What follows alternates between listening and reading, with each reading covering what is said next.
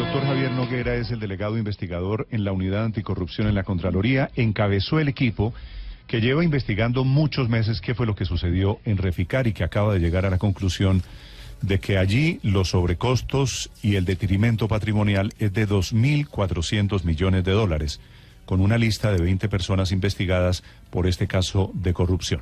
Doctor Noguera, buenos días. Buenos días, Néstor. Doctor Noguera, primero que todo, estos 2.400 millones de dólares significa, esta plata se la robaron, detrimento patrimonial para estos efectos, ¿qué es? Esos recursos se invirtieron mal. Se fueron realmente en pagar mano de obra, defectos en ingeniería de detalle y realmente no tiene explicación porque no se cumplió, digamos, el estándar de la industria de la construcción a nivel mundial en este tipo de proyectos.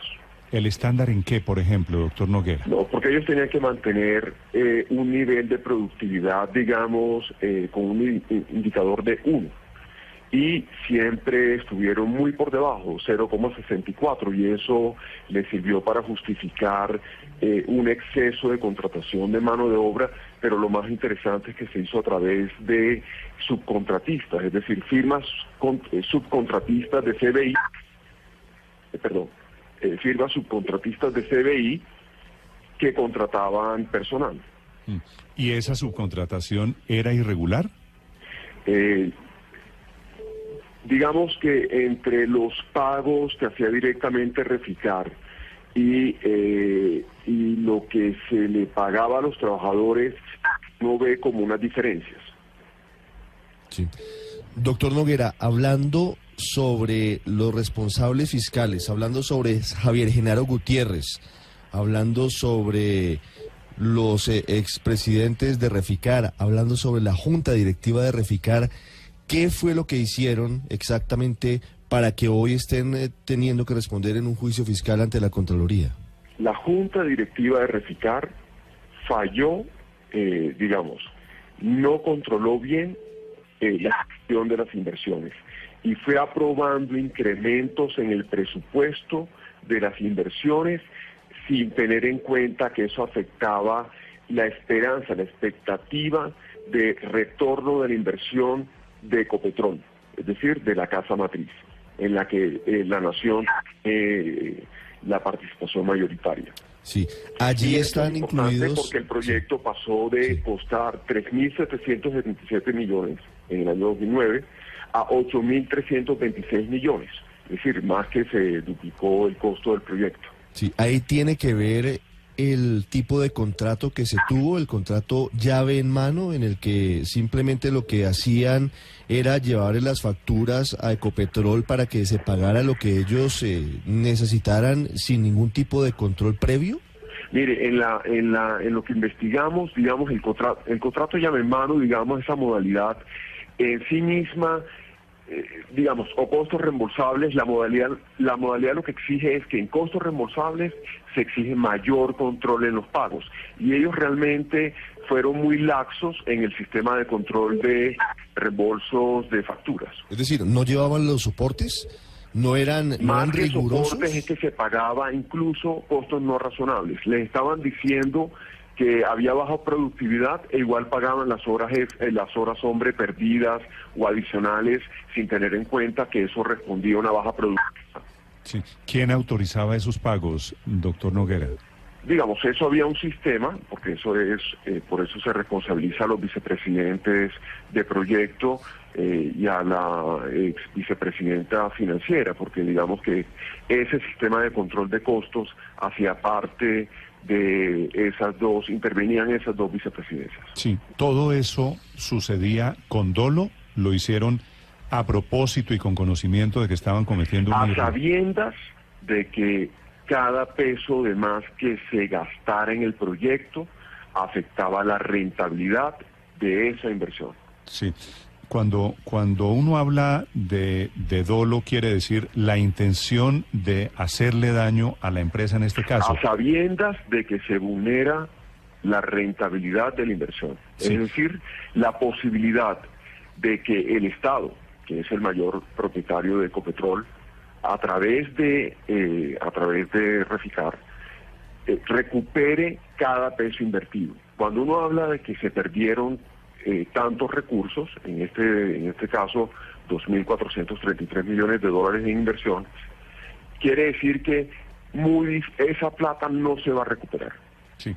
¿Todos estos contratos tenían seguros, doctor Noguera? Ese es un dato muy importante, Néstor.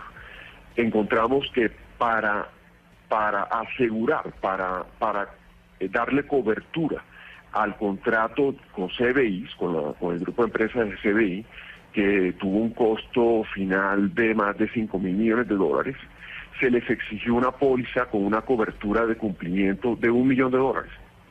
Pero ¿cómo iba a ser sobre 5.000 millones de dólares, $1 millón? Digamos, el contrato inicialmente, digamos que era por 2.800 millones de dólares. En ese momento, que es cuando se les exige constituir garantía, el cubrimiento para el riesgo de cumplimiento, se les exigió una cuantía de $1 millón de asegurar un contrato de 2.800 millones de dólares con una cobertura de $1 millón. ¿Y eso era normal? No. Pues imagínese, eso está muy por debajo del 0,5% si usted me lo cuenta en del este valor momento, del contrato. Si usted me lo cuenta en este momento, yo aquí tengo los ojos súper abiertos porque digo, no puede ser. ¿Por qué nadie en el momento...? Pero eso es solamente la póliza, imagínense las demás cosas. Es decir, ¿Cuáles son las demás cosas? No, por eso, estamos hablando solamente de la póliza. Pero ¿por qué nadie en ese momento, si estas son pólizas que me imagino que tuvieron que ser aprobadas, bendecidas... Por la administración, sí. ¿Por qué nadie dijo esto es el colmo que vayamos a hacer una póliza de $1 millón? Sí. Sí, ese es el cuestionamiento. Usted preguntó, es decir, los investigadores, ustedes preguntan eso y ¿qué le responden, doctor Noguera? Ese es el cuestionamiento que se hace.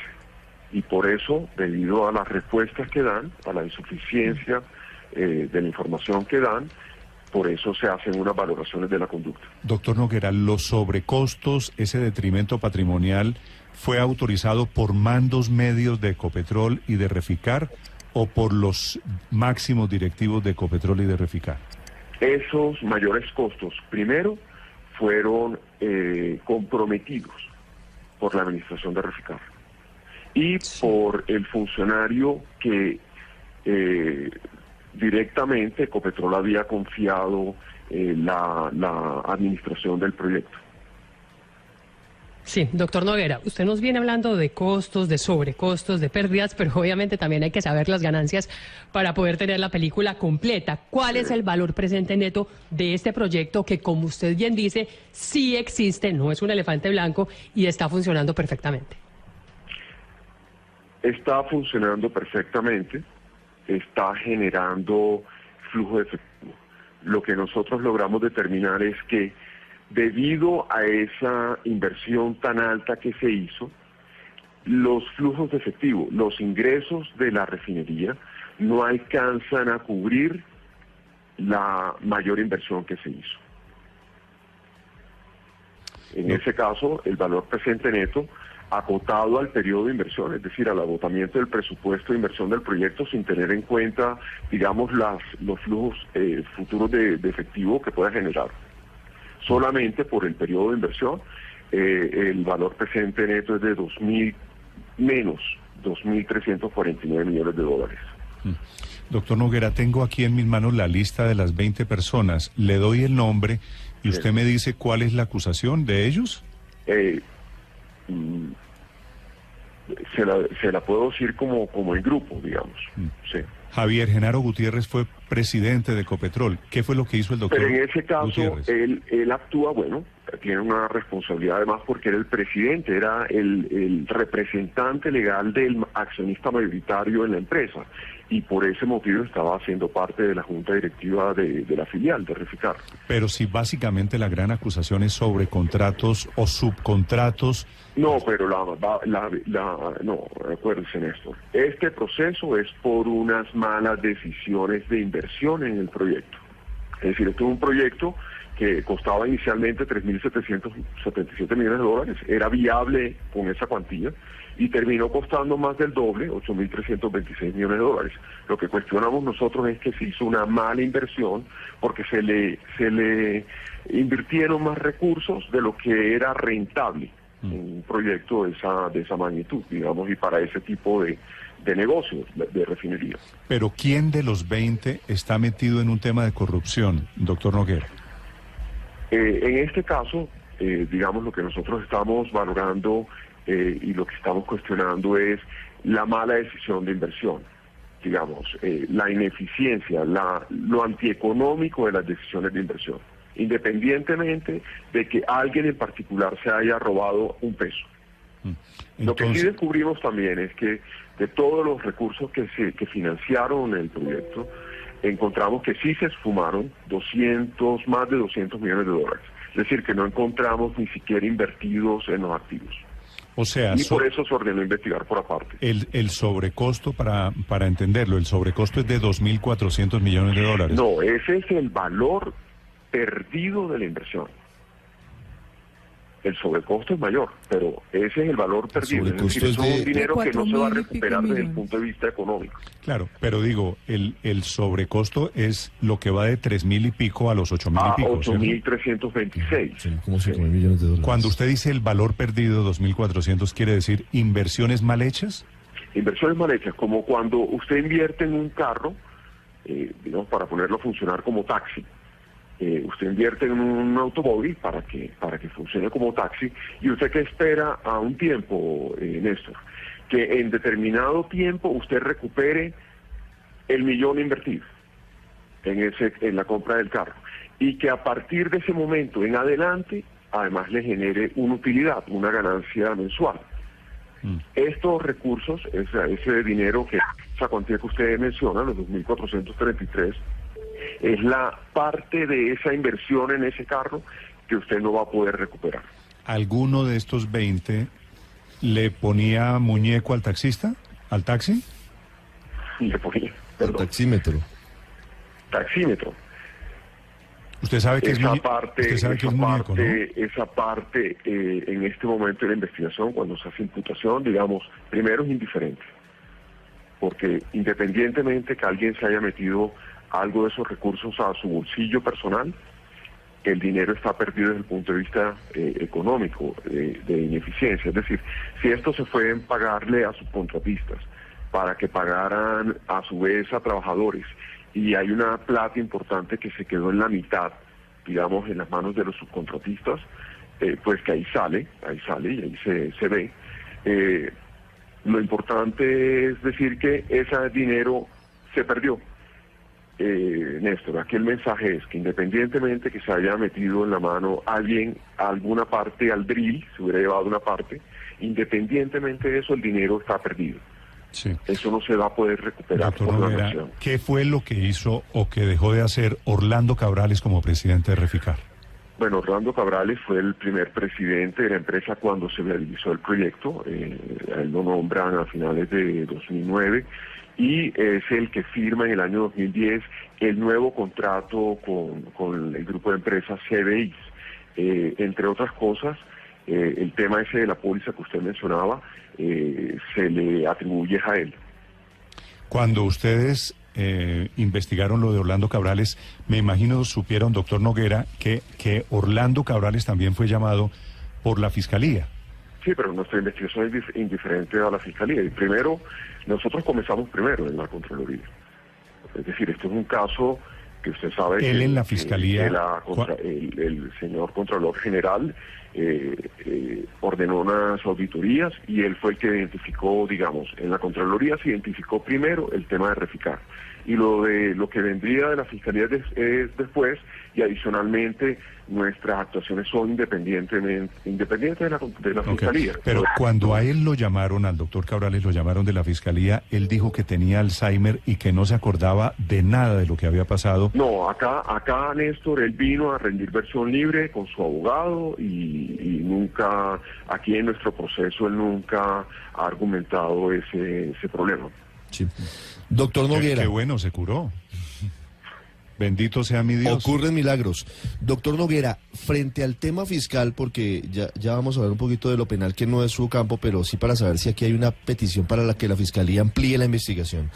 En lo fiscal va a haber dos líneas de investigación diferentes, es decir, una por los sobrecostos que usted y la Contraloría desde ayer están reportando en más de 2.000 millones de dólares, y perdidos, y otra por 200 millones de dólares esfumados, es decir, que eso sí pudo haber llegado a bolsillos de otros o no se sabe dónde están.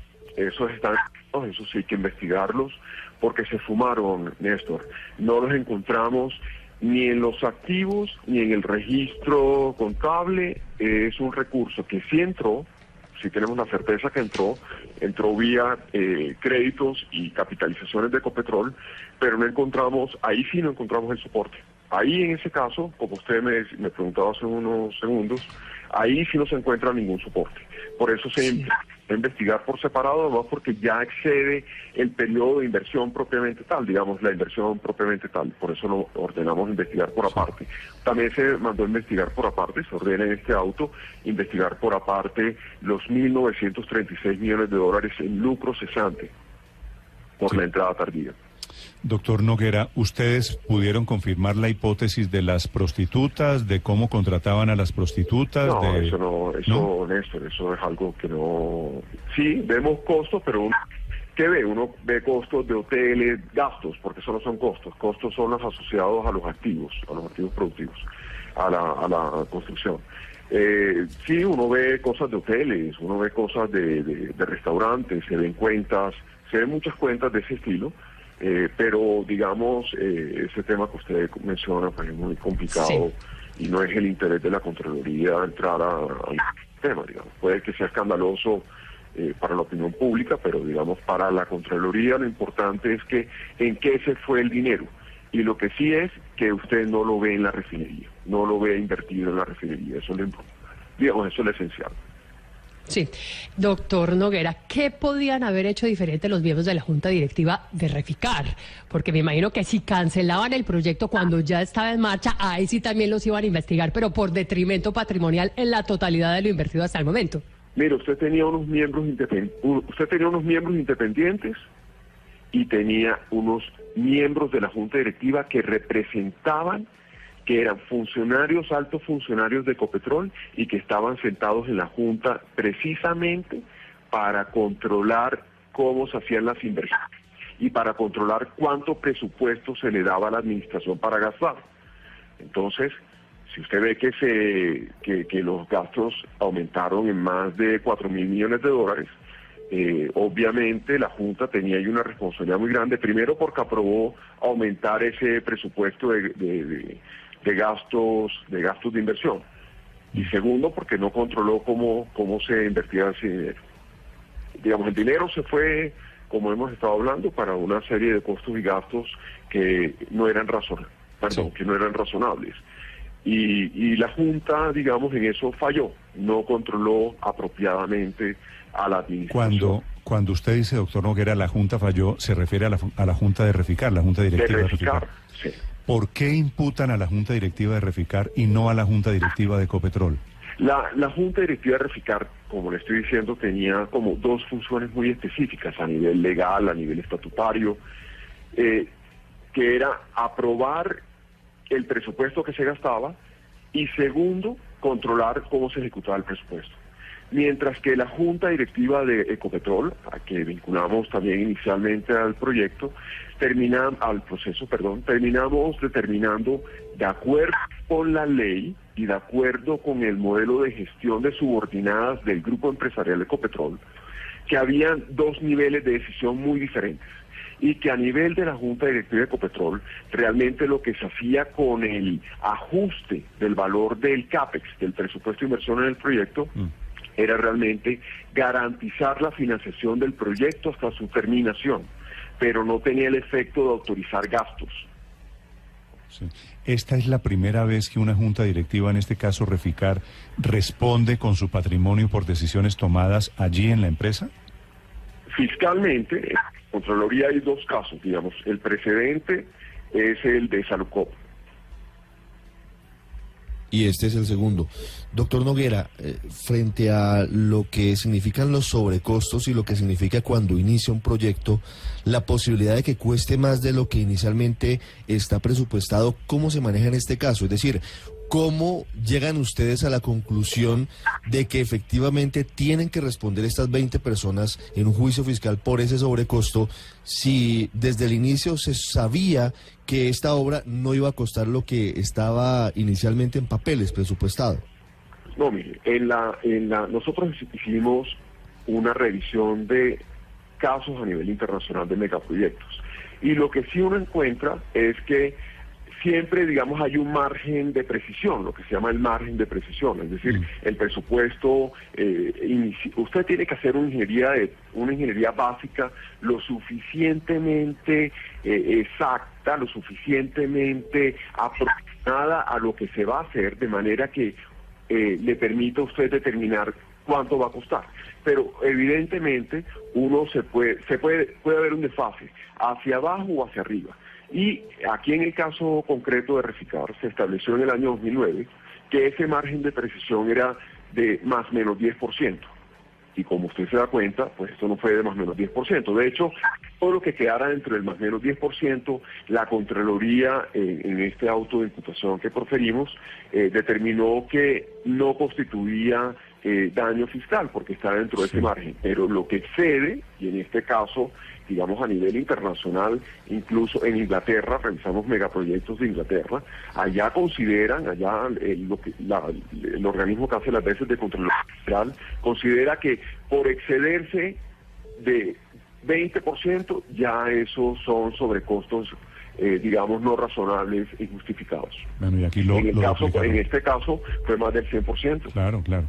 Doctor Noguera, una pregunta final. En la lista están Reyes Reynoso, Orlando Cabrales, Astrid Martínez, Natalia Gutiérrez, Uriel Salazar, Henry Medina, Hernando José Gómez, Diana Calixto, Pedro Alonso Rosales, Javier Genaro Gutiérrez. Ningún nombre en inglés. Los señores de CBI eran los que cobraban. Estos que acabo de leer eran los que pagaban. ¿Dónde están los señores de CBI que eran los contratistas? A Néstor, le faltan unos nombres. La Contraloría, a diferencia de la Fiscalía y de la Procuraduría, la Contraloría sí tiene competencia para, digamos, valorar y imputar y fallar y declarar responsables fiscalmente a las empresas, no solamente a las personas. Por eso nosotros aquí, en este caso, le imputamos responsabilidad fiscal a las tres empresas del Grupo CBI, ¿por qué no hay nombres? Del Grupo CBI, ¿Quiénes son los nombres? ¿Quiénes son los nombres? Los nombres de CBI que usted me dice que sí están, yo no los veo. No, sí, claro, están imputados CBI UK. No, CBI la empresa. América, no, pero CBI sí. Colombiana, CBI la empresa. Y Process Consultant. Pero ¿por qué no hay nombres? Pero esos son los nombres que nosotros nos vamos contra las empresas. Es decir, no van a repetir, que es de lo que se trata un juicio fiscal, no van a repetir contra personas, contra patrimonios personales. Nosotros vamos contra los bienes de las empresas. Sí. ¿Y por qué si van contra los bienes personales de los colombianos implicados? No, porque eso sí es de ley, Néstor. El esquema de la ley 610 de 2000, que es el que regula el proceso de responsabilidad fiscal, dice que en funcionarios públicos, servidores públicos, responden obviamente a título personal y con su patrimonio. Cuando se trata de personas particulares, depende si son personas jurídicas o personas naturales. En este caso son personas jurídicas. Okay. Nos vamos contra los bienes de las personas jurídicas, de las empresas. ¿Y cuál fue la responsabilidad de todo esto de CBI? CBI es la gran empresa norteamericana que construyó... Es un grupo, sí. Néstor. Sí. Es un grupo. Nosotros, aquí quedaron las tres empresas de ese grupo. CBI UK, CBI Américas y CBI Colombiana, que fue la que constituyeron sí. acá para hacer el proyecto, la fase de construcción. Sí. Esta empresa, ¿qué fue lo que hizo en la práctica, doctor Noguera? Es decir, el modus operandi era fraccionar contratos, hacer subcontratos y por ahí robar plata. Encontramos varios mecanismos mediante los cuales ellos cobraron estos costos que se consideraron como no razonables. Incluso ese término no razonables es tomado del mismo esquema que ellos pactaron, como baja productividad, como pagar a pesar de defectos en la ingeniería de detalle, igual pagarles, o pagarles y entregar soportes de la facturación. Fueron esos, digamos, básicamente los mecanismos, o pagar baja productividad. Imagínense en esto, como si usted contratara a una persona para que le pinte un cuarto de su casa y el señor al final, y eso lo pinta, digamos, por la práctica, eso se pinta en un día y es con 1 litro de pintura.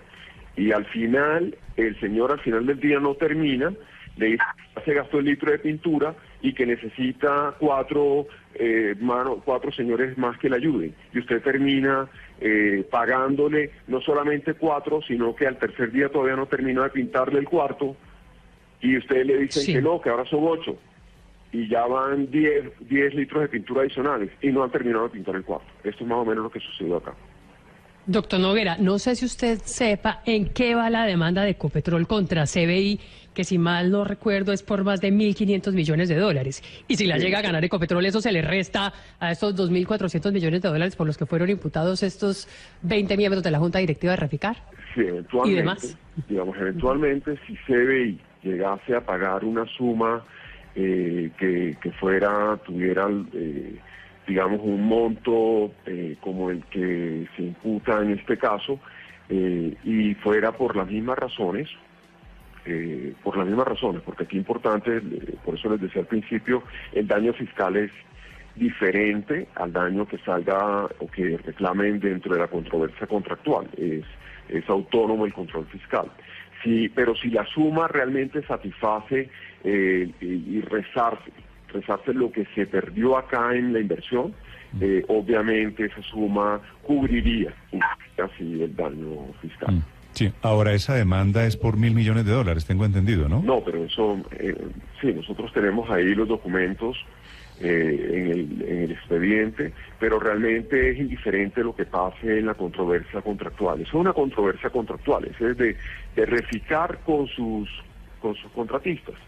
Nosotros estamos mirando el panorama completo del proyecto. Claro, están escuchando ustedes al Contralor Investigador de la Unidad Anticorrupción, el hombre que se metió a investigar el tema de Reficar, cuya investigación está dando los primeros resultados. Contralor Javier Noguera, gracias por acompañarnos esta mañana. Muchas gracias, Néstor. 7:26 minutos, 2.400, Paola, 2.400 millones en negocios mal contratados. De dólares.